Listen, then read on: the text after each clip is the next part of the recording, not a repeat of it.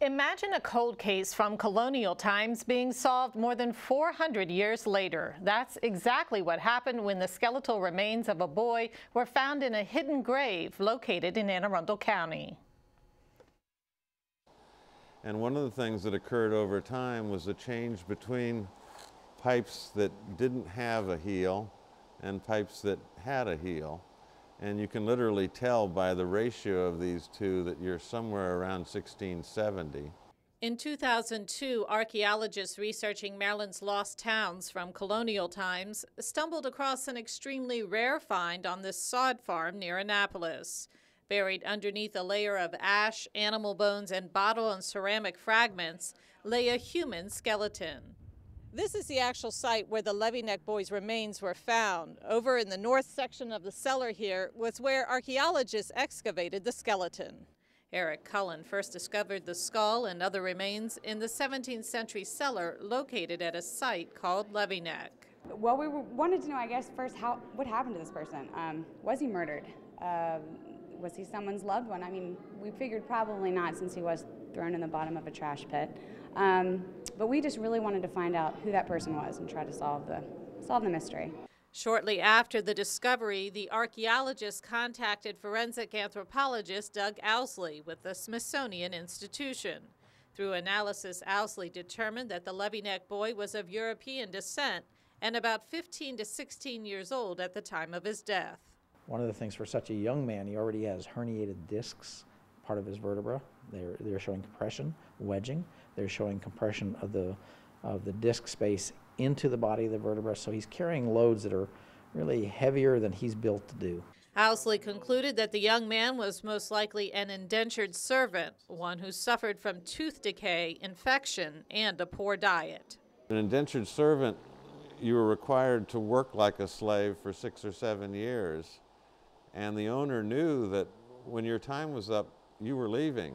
So they didn't particularly care about taking care of indentured servants, whereas, believe it or not, a slave was something that you wanted to keep healthy for as long as possible.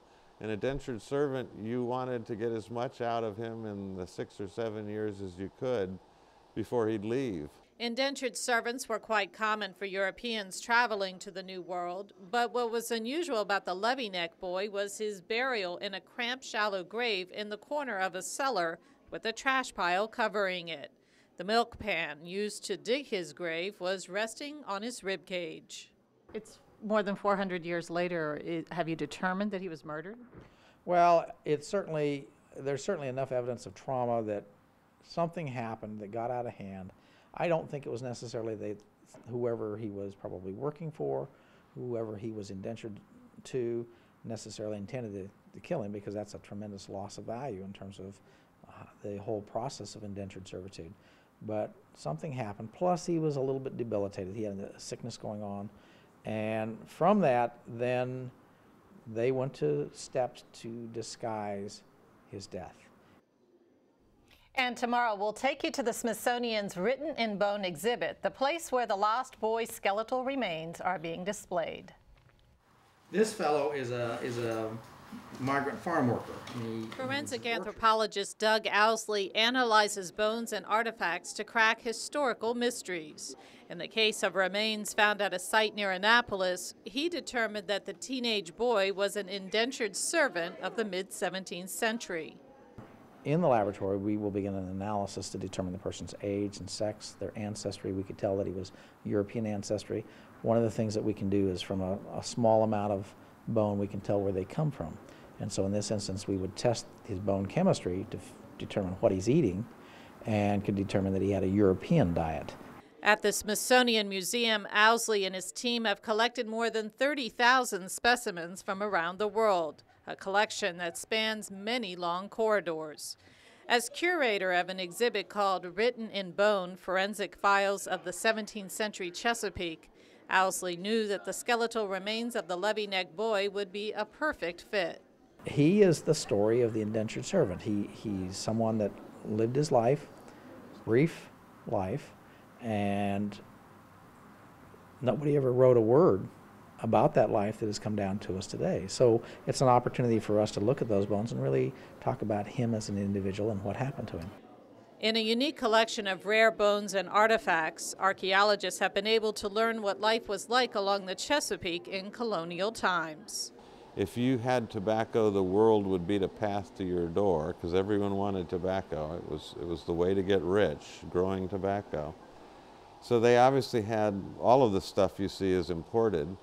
So they led a fairly comfortable life. They probably ate well, and compared to life back in England, they were doing fine.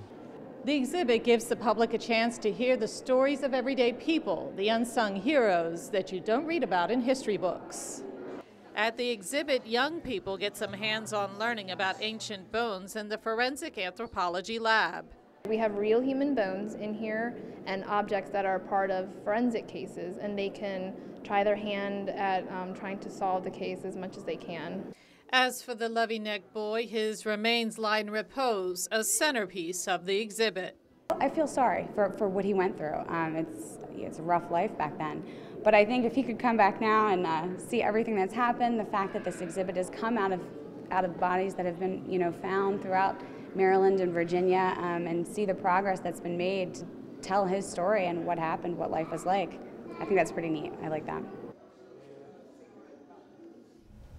And a very old cold case is now closed, and you can catch the free Written in Bone exhibit through February 2011 at the Smithsonian's Museum of Natural History.